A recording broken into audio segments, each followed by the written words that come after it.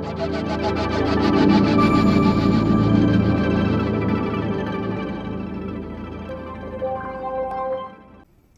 नमस्कार, आदाब, सत श्री अकाल, good evening. Once again welcome to educators plus.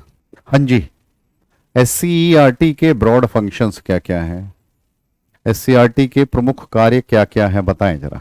SCERT के प्रोविजंस, प्रोविजंस भी नहीं, उसके ब्रॉड फंक्शंस पूछे हैं भाई। ब्रॉड फंक्शंस क्या क्या हैं? Design and development of integrated teacher education course.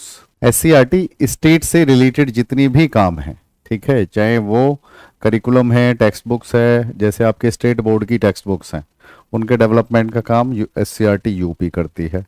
Tripura वाले जो हैं एससीईआरटी त्रिपुरा करती है, राइट।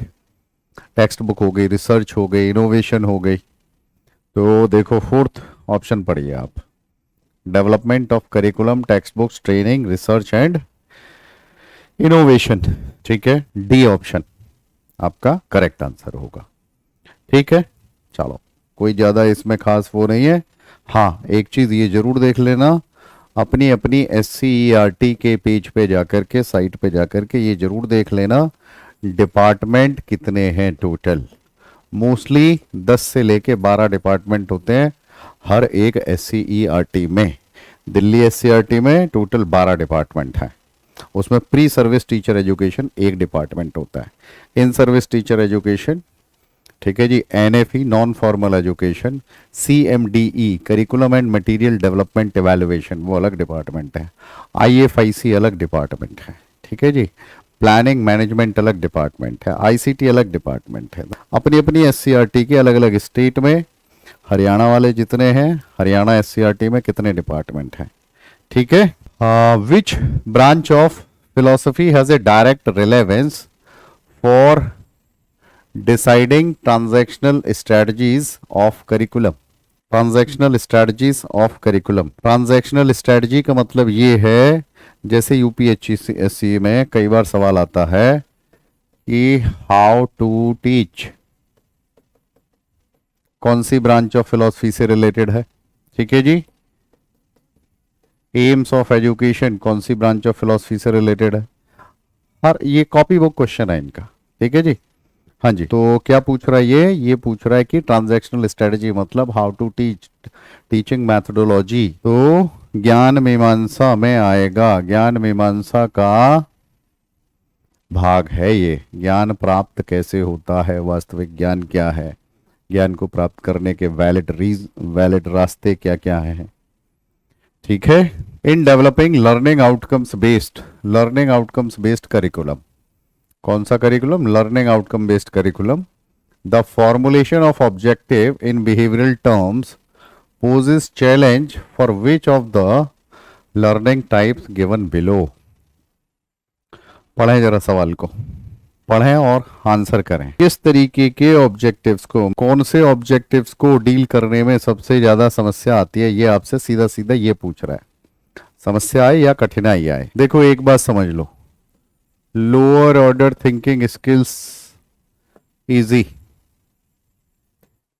टू इनकलकेट, इन उद्देश्यों को प्राप्त करना आसान, ध्यान रखिएगा, चाहे वो रिकॉग्निशन बेस्ड या मैं ऐसे लिख दूं KUAASE, ठीक है।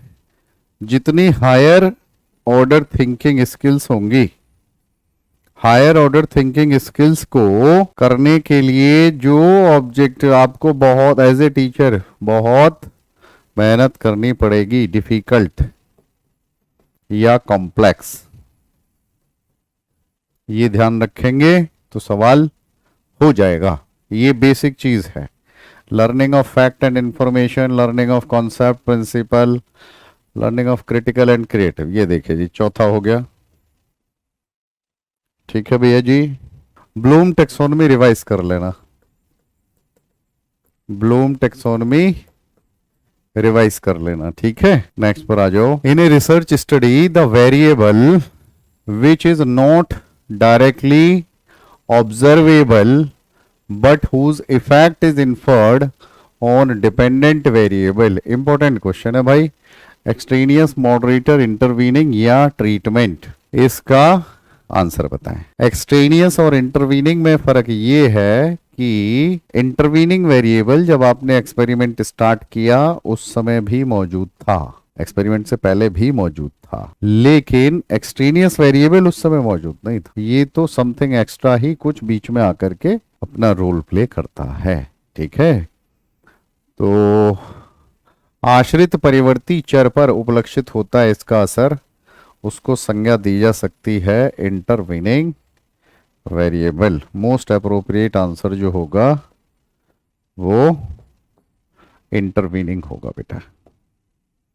The combination of different approaches to validate information, strategies, results, क्या कहते हैं उसको बताओ। Meta, triangulation, trend analysis, cross validation. 70 का आंसर करें, बहुत आसान सवाल है। इंफॉर्मेशन को लेकर के भी, स्ट्रैटेजी को भी लेकर के भी और रिजल्ट को भी लेकर के भी, ये चीज जब आप एक चीज को दो तरीके से, तीन तरीकों से नतीजे पर पहुंचने की कोशिश करते हैं, ठीक है। संख्यात्मक आंकड़े जो कह रहे हैं आप, गुणात्मक से भी वही उसी को टेस्ट करते हैं। ट्रायंगुलेशन, ट्रायंगुलेशन, त्रिभुजी। An investigator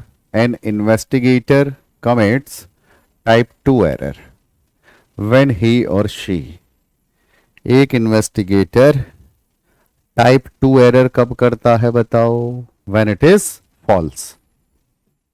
ठीक है, चलो नेक्स्ट पर आ जाओ। which of the following research designs utilizes data from individuals, autobiographies and personal talks? कौन से तरीके की शोध में या discussions, grounded theory, narrative, case study या इथनोग्राफिक? नैरेटिव रिसर्च क्या है? नहीं, केस स्टडी नहीं होगा। देखो, बात सिर्फ ऑटोबायोग्राफी, इंडिविजुअल्स, पर्सनल टॉक्स या डिस्कशंस, वृत्तांत। ठीक है, अगर कथनात्मक नहीं आ रहा है समझ में तो वृत्तांत। Narrative research aims to explore and conceptualise human experiences as it is represented in textual form, text की फॉर्म में, राइट।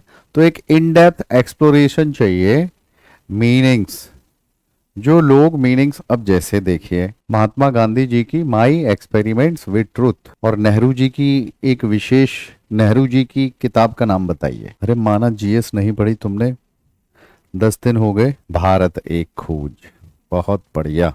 भारत एक खोज इस सोच के साथ में लिखी गई थी कि आगे ये पुस्तक क्या इतिहास आने वाली नस्लों को पढ़ाना है और क्या इतिहास आने वाली नस्लों से छिपाना है। तो अब सपोज कोई इस तरीके का शोध करना चाहे, ठीक है, बहुत से लोग, अब एक तो मूवी आई है सावरकर के ऊपर, मैंने अभी नहीं देखी, रणदीप हुड्डा की है, तो मैं देखूंगा जरूर क्योंकि मेरे को एक्टर बहुत अच्छा लगता है, वो एक्टिंग बहुत बढ़िया करता है वो। सपोज करिए कोई सुहेल देव महाराज के ऊपर क्या इतिहास है, ये तो हम ही लोग न जानते भाई।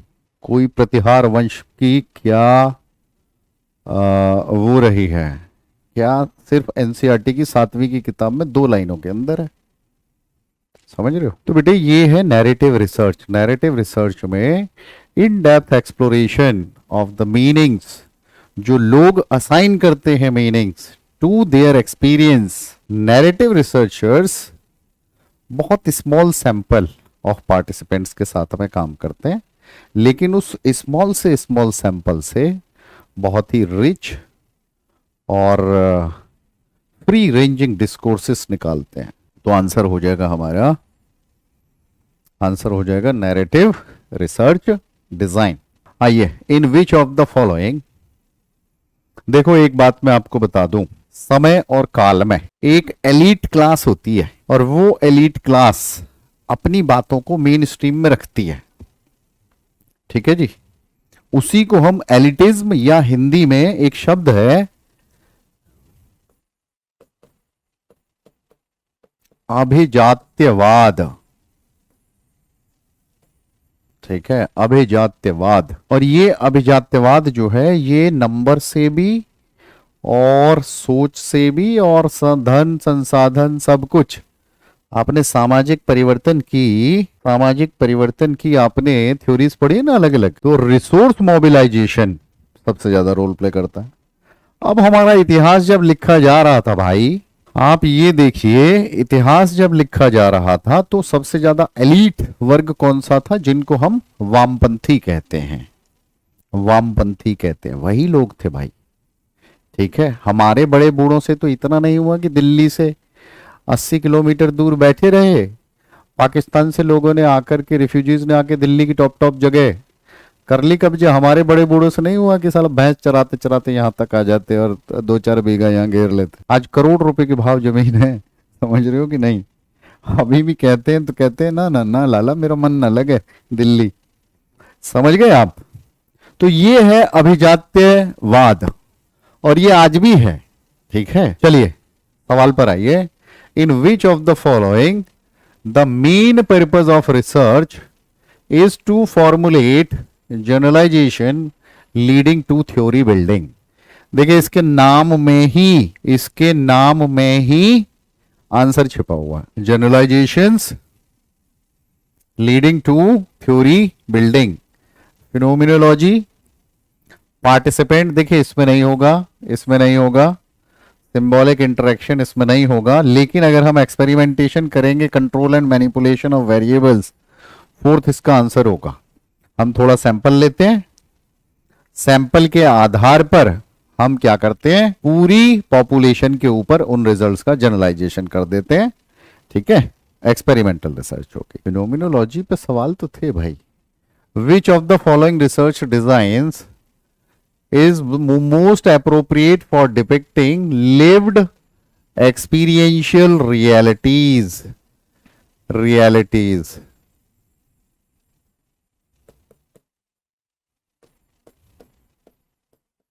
Lived experiential realities, case study, grounded theory, narrative research या phenomenological design? phenomenological design, ठीक है।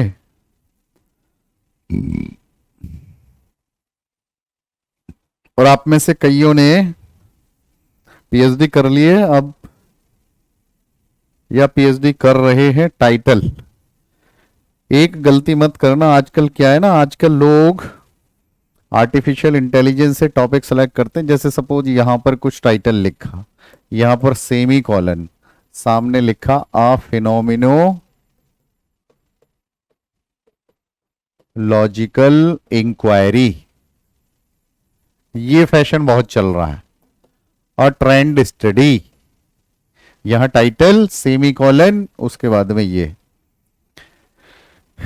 अवॉइड करिए, अवॉइड करिए सेमी कॉलन पोलन, ये सब कुछ अदरक लहसन इसमें डालने की।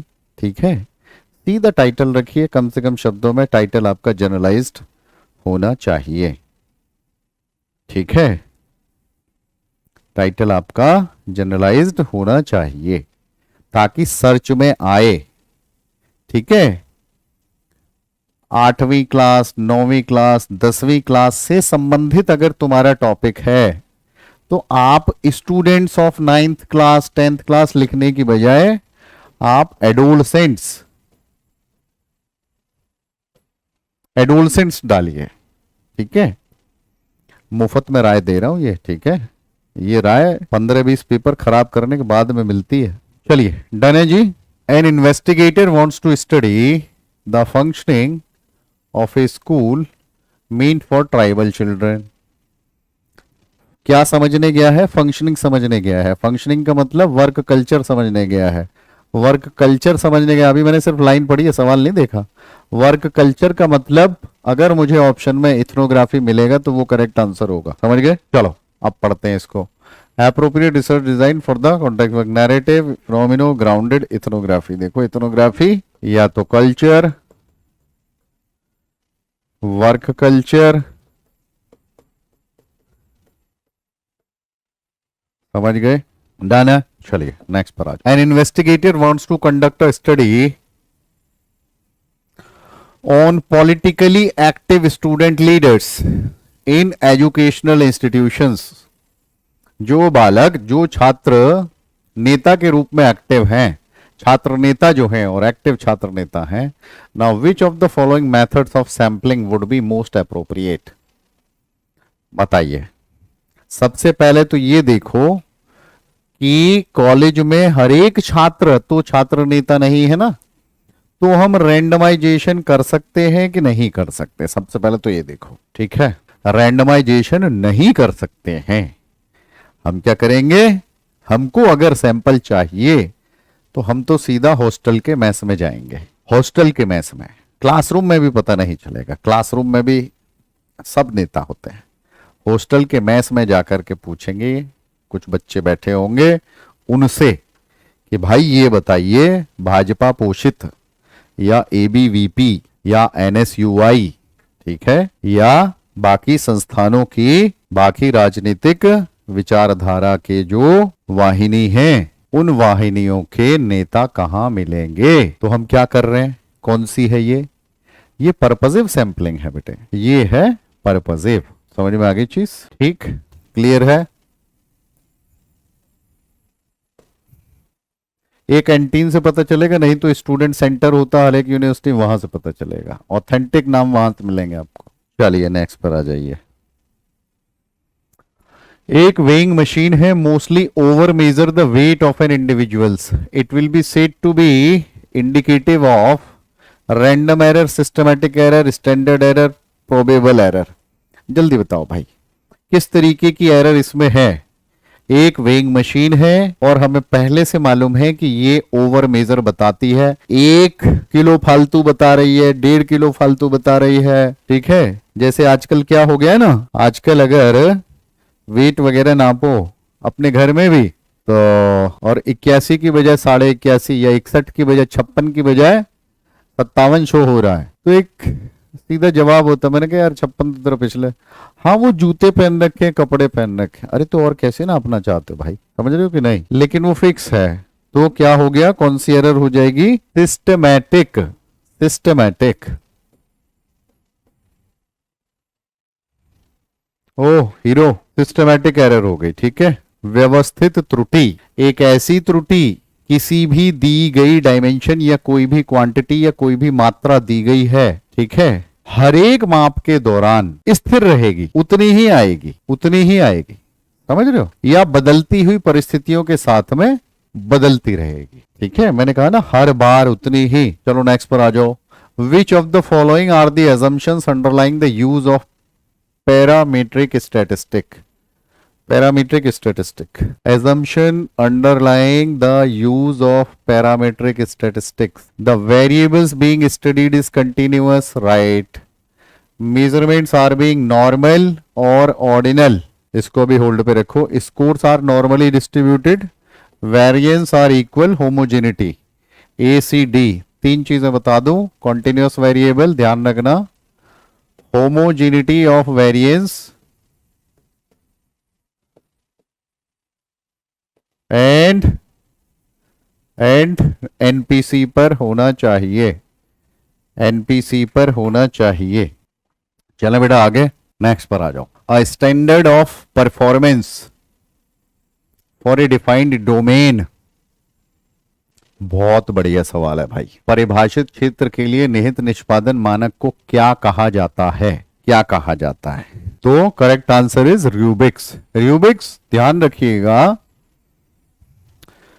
यूपीएचईएससी के जो एग्जाम हुए हैं, आप सबका पीडीएफ बनवा करके कंट्रोल एफ मार के रूबिक लिख के देखिएगा। एक बार भी इस शब्द का, जब से हम पढ़ा रहे हैं ऑफलाइन ऑनलाइन, एक बार भी ये शब्द का जिक्र नहीं हुआ है, लेकिन होगा। रूबिक क्या है मैं आपको एक बार फिर से समझा दूं, चाहे इंटरव्यू के तौर पे समझ लीजिए, चाहे एग्जाम के तौर पे समझ लीजिए। किसी भी कोई भी या तो रीजनिंग बेस्ड टेस्ट हो या कोई परफॉर्मेंस बेस्ड आपको असेसमेंट करना है, और वो नियमावली भी कैसी होनी चाहिए, उसमें ऑब्जेक्टिविटी होनी चाहिए, उसमें वस्तुनिष्ठता होनी चाहिए, वो बनाई जा सकती है। अभी देखिए कुछ टाइम बाद यूजीसी काम कर रही है इस चीज पर, क्योंकि बच्चों की बहुत कंप्लेंट पहुंच रही है यूजीसी और हायर एजुकेशन सेक्रेटरी के पास कि जी ना तो हमारी यूनिवर्सिटी में सिनॉप्सिस के असेसमेंट का कोई रूबिक है और ना ही थीसिस के असेसमेंट का, या सिर्फ 6 मंथली रिपोर्ट ही तो साइन होती है भाई, तो उसका एक रूबिक बनवाइए कम से कम, कम से कम सिनॉप्सिस के लिए तो बनवाइए, क्योंकि जिसके गाइड के जूते में जितना दम है वो अपने बच्चों का पास करा ले जाएगा, और जो कॉलेजेस के हैं उनको तो बेचारे उनके तो गाइड को नहीं घुसने देते। समझ रहे हो? तो अब सिनॉप्सिस के लिए रूबिक आने वाला है, काम उस पर चल रहा है, बड़ी शीघ्र अतिशीघ्र आ जाएगा। जैसे और इसको लाया जा रहा है, इसको लाया जा रहा है उसके अंतर्गत जिसको हम कहते हैं ना क्वालिटेटिव इंप्रूवमेंट इन रिसर्च। अब आपने देखा है कई यूनिवर्सिटीज में सिनॉप्सिस भी पहली ही स्टेज में, सिनॉप्सिस का भी प्लैग चेक हो रहा है। ठीक है, सिनॉप्सिस का भी प्लैग चेक हो रहा है, यूनिवर्सिटी अपने लेवल पे कर रही है। थीसिस का लाइब्रेरी वाला करता लास्ट में, तो वो इन क्वालिटी मेजर्स के लिए ही हो रहा है। अब रूबिक कैसे बनेगा? अब देखिए, सपोज करिए टाइटल है, टाइटल का इनोवेटिवनेस, कितना इनोवेटिव टाइटल है, इसके लिए 5 पॉइंट रख दीजिए। 6 कॉपी बच्चों से मांगी जाती है, 7 कॉपी मांगी जाती है, वो 7 लोग 5 में से नंबर दे देंगे। कितना भेदभाव करोगे? उसके बाद में भाई उसके और भी पॉइंट्स बनेंगे ना। समझ में आ गई चीज? तो कहीं ना कहीं चीजें नेचुरलाइज हो जाएंगी, न्यूट्रल हो जाएंगी, वो है रूबिक। अब ये क्वेश्चन पेपर के लिए बन सकता है, ये पर्सनालिटी असेसमेंट के लिए बन सकता है, ये काउंसलिंग में भी बन सकता है, ये वैसे भी बन सकता है। समझ गए? चलिए, Flander. On the basis of Flanders interaction analysis category system 10 by 10 observation matrix, the cells which indicate a sustained level of verbal interchange, देखो बेटा पिछले हफ्ते पढ़ाया था, क्या पूछ रहा है वो? वाचिक आदान प्रदान के एक ही स्तर पर, एक ही स्तर पर, तो एक ही स्तर का मतलब क्या हो गया? The cells which indicate sustained level 1 1 2 2 3 3 4 4। बेटा ये जो डायगोनल पर आएंगे क्या बोलते हैं इसको? कौन सा रेशियो बोलते हैं? Steady state ratio. ठीक है, अब देखो प्यूपिल टॉक रेशियो कैसे निकलेगा। देखो एक चीज समझ लो, एक चीज समझ लो, सारे के सारे ही आपको समझ में आ जाएंगे। 1 से लेकर के 10 तक की जितनी भी बेटा कैटेगरीज हैं, सपोज आपसे टीचर टॉक का पूछ रहा है, टीचर टॉक TTR, तो जितनी भी कैटेगरीज 1 से लेके 7 तक की हैं, 1 से लेके 7 तक की हैं, उन सब का टोटल बटे में ऑल टोटल मल्टीप्लाइड बाय 100। ये ध्यान रखना, कई बार फॉर्मूला भी देकर के पूछ लेते हैं। टीचर टॉक हो गया। प्यूपिल टॉक रेशियो में कौन सी कैटेगरी रह गई बेटा? सिर्फ 2 रह गई, 7 और 8 और 9, 2 कैटेगरीज, नीचे सबका टोटल मल्टीप्लाइड बाय, क्योंकि देखो ना रेशियो निकाला जा रहा है, तो जितनी भी कैटेगरीज हैं उनका रेशियो कैसे निकालना है, रेशियो से रिलेटेड सवाल आ जाए तो कर लेंगे। A teacher intends to conduct remedial classes for some students who are not responding satisfactory. Which type of evaluation she would undertake for choosing student for his or remedial classes? बेटा बहुत बढ़िया सवाल है, नैदानिक। ठीक है,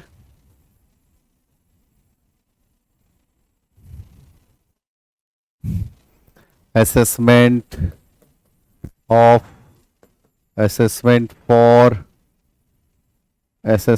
as ऑथेंटिक असेसमेंट, ये सब कर लिए हो। ठीक है जी, revise. In portfolio assessment which of the following should be given priority. Portfolio assessment की जब हम चर्चा करते हैं तो किसको प्राथमिकता दी जाएगी? Specific nature of activities to be performed, norms following the activities have to be regulated, duration of time allowed for the completion of portfolio, rubrics in term of which portfolio would be judged. Portfolio assessment, which of the following should be given priority? देखो भाई, portfolio assessment which of the following should be given priority, वो कह रहा है specific nature of activities, norms, activities to be regulated, duration. सबसे important देखिए बात वही आ गई कि भाई पोर्टफोलियो के लिए हमने कौन सा रूबिक बनाया है, किस रूबिक के आधार पर, Rubik's in term of which portfolio. बेटा करेक्ट आंसर ये होगा, जो लोग ये दो दे रहे हैं ध्यान से एक बार देख लो, मेन इंपॉर्टेंट चीज उसको दी जाएगी जिन गाइडलाइंस के आधार पर पोर्टफोलियो का असेसमेंट हो रहा है। A teacher educator offers immediate comments in the following form for classroom behaviour as being practised by the student teacher. एक शिक्षक प्रशिक्षक कक्षा कक्ष व्यवहार के लिए निम्नलिखित रूप में टिप्पणी करता है। No you should do it this way, नहीं तुम्हें इसको इस तरीके से करना चाहिए। बीएड स्कूल की मैडम है या सर हैं, हम तो जेंडर बायस है नहीं भाई, सर भी हो सकते हैं, ठीक है राइट। और वो ये कह रहे हैं कि नहीं तुमको ये काम ऐसे नहीं ऐसे लेसन प्लान बनाना चाहिए। चलिए ठीक। Negative feedback, corrective feedback, positive feedback, evaluative feedback, बताइए किस तरीके का है। करेक्टिव, ठीक है। करेक्टिव से ही जुड़ी हुई ऐसी ही स्पेलिंग एक और होती है जिसको कोएर्सिव बोलते हैं, COERCIVE, कोएर्सिव। अब कोएर्सिव का मतलब अलग है। कोएर्सिव जो पावर होती है वो होती है दंडात्मक। आ जाओ नेक्स्ट पर। For the classroom discussion sessions which of the following is the most appropriate in encouraging reflection amongst learners। निम्नलिखित में से कौन कक्षा कक्ष चर्चा सत्रों के लिए अधिगमकर्ताओं में विमर्शी चिंतन को बढ़ावा देने हेतु सर्वाधिक उपयुक्त है। Individual and group interaction sessions, think pair share sessions, question and answer sessions, individual work assignment based sessions. किस लिए? अब encouraging reflection amongst, reflection, think, ये ध्यान रखना, TPS, think pair share. Think pair share क्या मतलब है? थिंक पेयर शेयर एक कोलैबोरेटिव लर्निंग स्ट्रेटजी होती है where student work together, student और individuals work together to solve a problem or answer a question about assigned work, assigned या assignment, समझ गए? चलिए, in the instructional design based on Skinner's theory of reinforcement, which of the following set of activities are appropriate? Which of the following set of activities are appropriate? Skinner की theory of reinforcement को ध्यान में रखते हुए step by S presentation of learning material, student response, immediacy of feedback, planning, acting, observing, instructional objective planning and this, asking question, guiding and evaluating. हाँ बहुत बढ़िया, ये है बेटे अभिक्रमित अनुदेशन, प्रोग्राम्ड इंस्ट्रक्शन की बात हो रही है।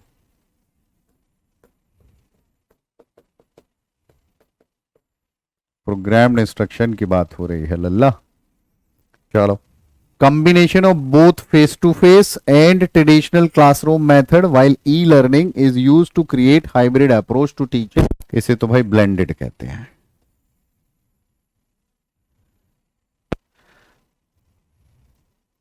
सिंक्रोनस किसको बोलते हैं? सिंक्रोनस उन सभी माध्यम को बोलते हैं जहां पर जब पढ़ाई चल रही है तो सेम प्लेटफॉर्म के ऊपर वर्चुअली दोनों अगर मौजूद हैं, पढ़ाने वाला भी और पढ़ने वाला भी, मतलब कि लाइव मोड, जैसे अभी हम सब लाइव मोड में हैं। ठीक है जी। अगर ऐसा नहीं है तो वो इन एसिंक्रोनस हो जाएगा।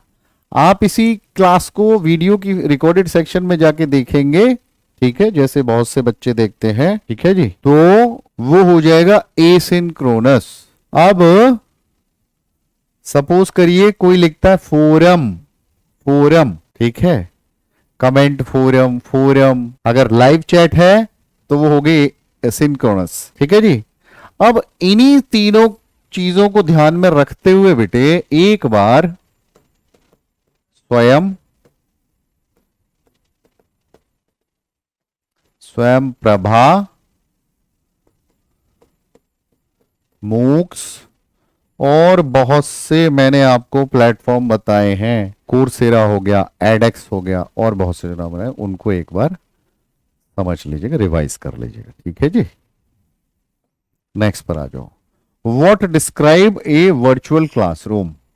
एक वर्चुअल क्लासरूम, आभासी कक्षा कक्ष किसको कहेंगे? Learners using technology in the classroom, training course done using YouTube tutorials, online learning environment access through the webinars, online live learning course.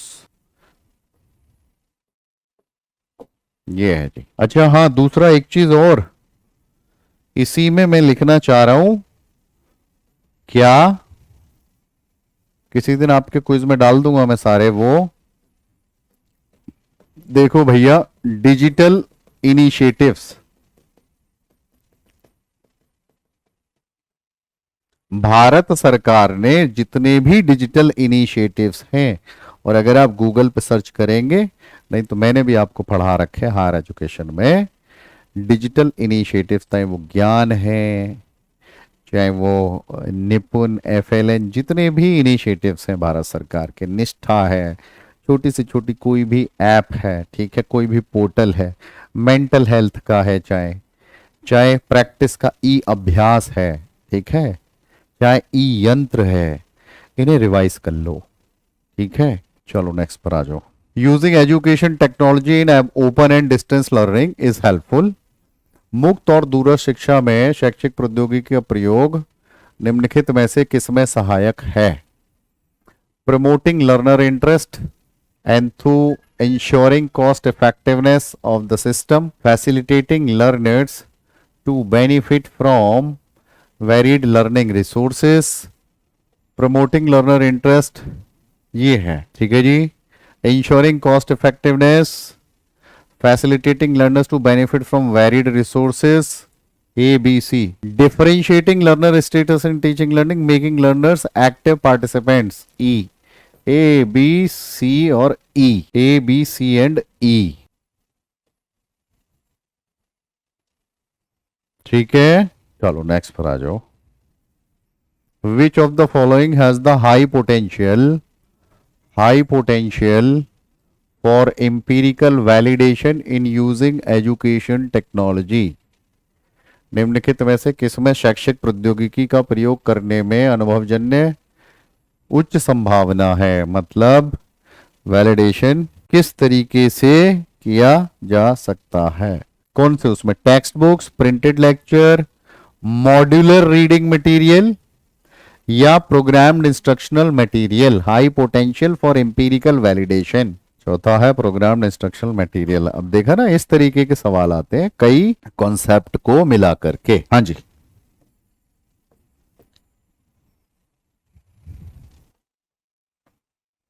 चलो। विच of the following statement explains span of control. पहले भी किया हमने सवाल, span of control management में भी किया हमने स्पैन ऑफ कंट्रोल, कि भाई एक समय में एक व्यक्ति कितनों की निगरानी कर सकता है, अपने अधीन कितनों से इफेक्टिव तरीके से काम करा सकता है। सिर्फ निगरानी नहीं है, आजकल तो सीसीटीवी लग जाए। दिल्ली पुलिस के उसमें जाके देखो, 6 लोग बैठे होते हैं और वो पूरा 5-5 किलोमीटर के एरिया की रेडियस की निगरानी करते हैं। बात वो नहीं है, बात है प्रभावी ढंग से कार्य कराना, समूह बनाना नहीं है। तीसरा है उत्तर, 1 can make 4 to 6 people work different effectively under him और हर, ठीक है। ठीक, नमस्कार, जय हिंद।